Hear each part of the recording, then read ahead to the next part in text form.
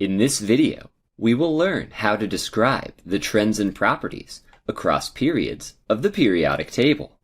The periodic table is an amazing display of information. Simply by listing the elements in order of their number of protons and starting new rows at the right time, we can arrange all of the elements into a visual representation that reveals important information and trends. In chemistry, periodicity is the idea that there are trends and patterns that we can find in the periodic table.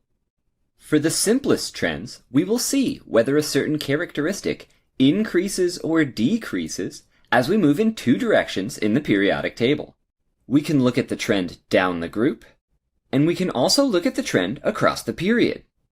In this video, we will take a look at the periodicity of 4 different characteristics: atomic radius, ionic radius, melting point, and electrical conductivity.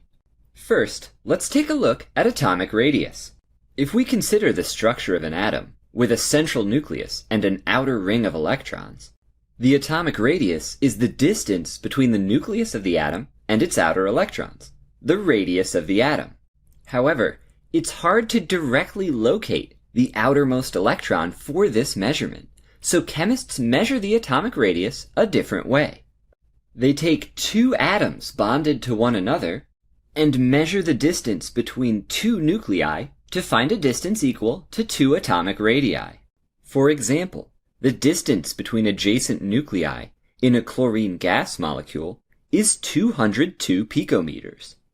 Since we consider the 2 molecules to be adjacent with no space between them, the atomic radius of chlorine is half of that value, or 101 picometers. So, what are the periodic trends for atomic radius? The first trend is that atomic radius increases as we go down a group. To investigate this trend, let's take a look at the electron shells of 2 elements in the same group. Sodium is lower than lithium in group 1. As a result, it has more electrons, and those electrons fill more electron shells. The end result is that sodium has a larger atomic radius than lithium. And in fact, in any group on the periodic table, as we move down the group, we will increase in atomic radius. The trend in atomic radius in the other direction is that as we move from left to right within a period, the atomic radius decreases. To investigate this trend, let's take a look at 2 elements in the same period. Nitrogen is to the right of carbon in period 2. Therefore, it has more protons. More protons means more positive charge, which means a stronger pull on the outer electrons of the atom. The extra inward pull on the electrons reduces the atomic radius. So nitrogen has a smaller atomic radius than carbon, and as we move to the right in a period on the periodic table, the atomic radius gets smaller and smaller. This second pattern sometimes seems counterintuitive. At first glance, you might think that adding protons and electrons could increase the atomic radius. As a metaphor to help us understand this second trend, we can think of the atom as a concert, with a popular proton boy band on stage with an audience of adoring electron fans. The concert has a certain radius, with fans standing in neat rows. Adding more fans to an existing row doesn't change the radius of the concert. But if another boy band member emerges on stage, the adoring electron fans might move in closer to get a better look, taking up less space as a result. It's only when we add fans to a new row, or add electrons to a new electron shell, that the radius of the concert increases. With this metaphor in mind, we can better understand why adding more protons and electrons increases the attractive forces between them and decreases the size of the atom. We have talked about atomic radius, or the radius of neutral atoms, and we can also talk about ionic radius, or the radius of charged ions. The periodic trends for ionic radius are the same as the periodic trends for atomic radius. Ionic radius increases down a group and decreases across a period. The trends are the same for both positive and negative ions. If we look at our previous example with lithium and sodium, but with ions instead of atoms, we can see that a sodium ion still has more electron shells, and thus still has a larger atomic radius than a lithium ion. For the periodic trend, we can look at two ions from the same period of the periodic table, such as an oxygen ion and a fluoride ion. Whether these particles are ions or atoms, the one with more protons will have a stronger pull on the electrons and thus a smaller atomic or ionic radius. We can extend this pattern a bit further if we look at a group of ions or atoms that are isoelectronic. Two or more atoms or ions are said to be isoelectronic if they have the same number and arrangement of electrons. This group of atoms and ions here is isoelectronic.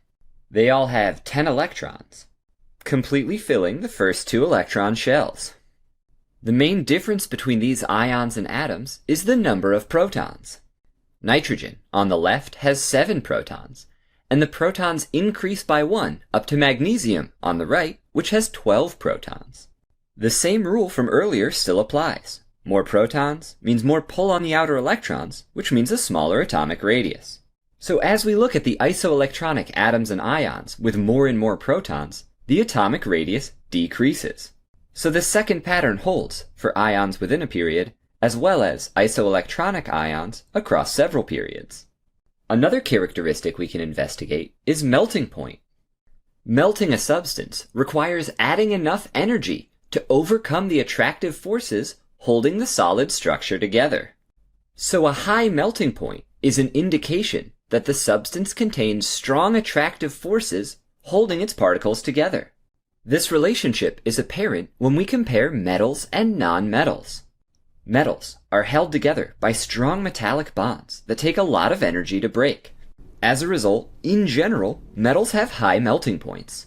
Nonmetals, on the other hand, are held together by the much weaker London dispersion forces.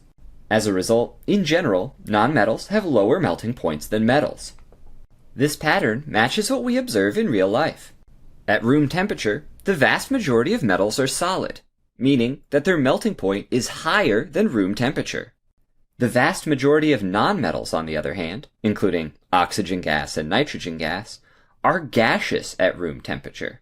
For these substances, their melting points, as well as their boiling points, are below room temperature. It's worth noting that this is a general trend. There are some specific exceptional values that may deviate from this pattern. Let's investigate melting point more precisely by taking a closer look at one period of the periodic table. The third period of the periodic table contains the elements sodium, magnesium, aluminum, silicon, phosphorus, sulfur, chlorine, and argon. Starting with the elements to the left, we have sodium with a melting point of 98 degrees Celsius, magnesium with a melting point of 639 degrees Celsius, and aluminum with a melting point of 660 degrees Celsius. These three elements are metals with relatively high melting points. As we move to the right among these three elements, we increase the number of free-floating electrons in the metallic bond. Sodium has 1 free-floating valence electron, magnesium has 2 free-floating valence electrons, and aluminum has 3 free-floating valence electrons. These negatively charged particles add extra attraction and therefore strength to the metallic bonds that make up the metal substances. With stronger attractive forces holding the substance together, the melting point of that substance is higher. Silicon has the highest melting point of any element in period 3, at 1,410 degrees Celsius. This high melting point of silicon is due to its structure, specifically its giant covalent structure. A giant covalent structure is held together by many covalent bonds. Each silicon atom is covalently bonded to 4 other silicon atoms in its immediate vicinity. The number and strength of the bonds in this structure means that it requires lots of energy to break apart the solid structure of the substance.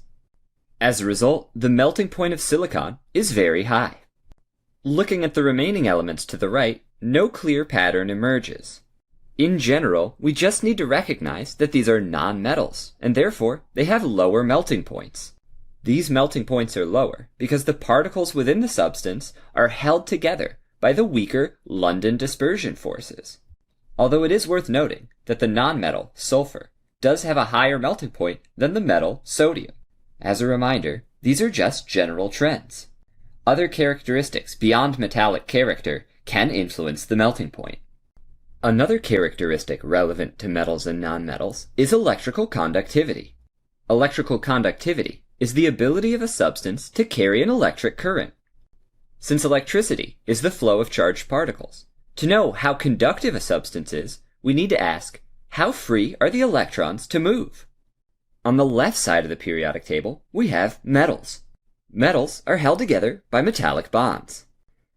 Metallic bonds have delocalized electrons. In other words, some of the electrons float freely among the atoms of the substance. As a result, metals have high electrical conductivity. On the other side of the periodic table, we have nonmetals.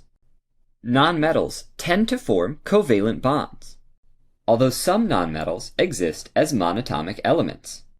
In other words, as lone atoms without any bonds. While the electrons of these bonds do move around, they're more confined to the space between atoms, rather than flowing freely about the substance. As a result, nonmetals have low electrical conductivity. In between the metals and nonmetals on the periodic table are the semimetals. Semimetals sometimes behave like metals and sometimes behave like nonmetals. So semimetals have medium electrical conductivity.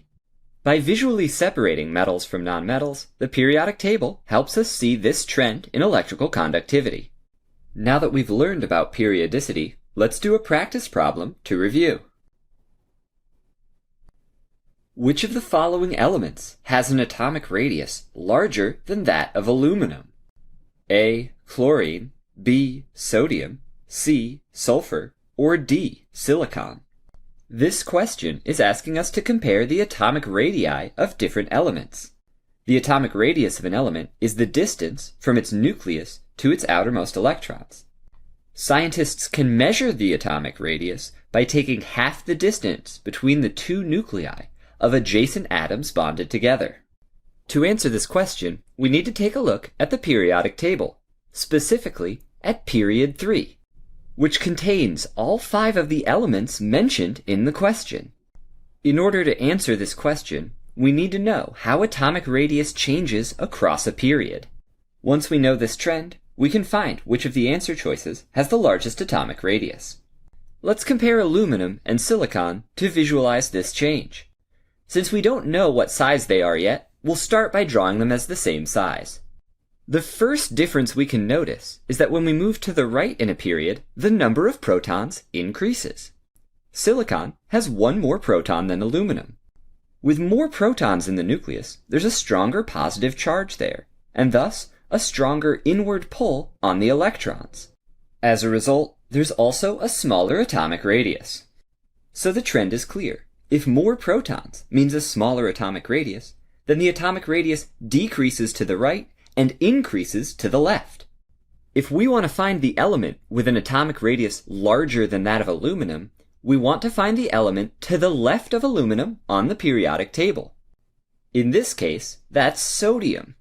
Sodium has fewer electrons than aluminum, and therefore a weaker inward pull on its electrons, which results in a bigger atomic radius. Which of the following elements has an atomic radius larger than that of aluminum? That's answer B, sodium. Now that we've learned about periodicity, let's review the key points of the video. The word periodicity refers to the trends and patterns found in the periodic table. One trend is that atomic radius increases down a group and decreases across a period. These trends are due to the layering of electron shells and the strength of the attractions between the nucleus and the electrons, respectively. Melting point is an indicator of the strength of the attractive forces that hold the substance together. In general, metals, held together by strong metallic bonds, have higher melting points than nonmetals, which are held together by the weaker London dispersion forces. Another characteristic, electrical conductivity, depends on the free movement of electrons. Metals are more conductive than semimetals, which are more conductive than nonmetals.